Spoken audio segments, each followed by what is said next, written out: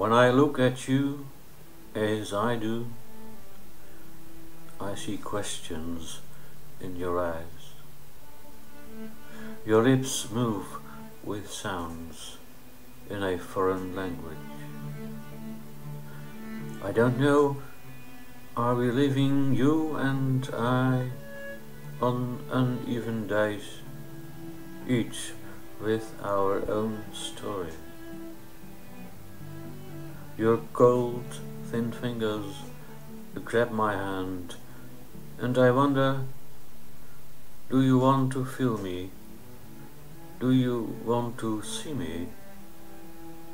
Or are you still looking at yourself, surrounded by a fragile world, captured by your restless mind?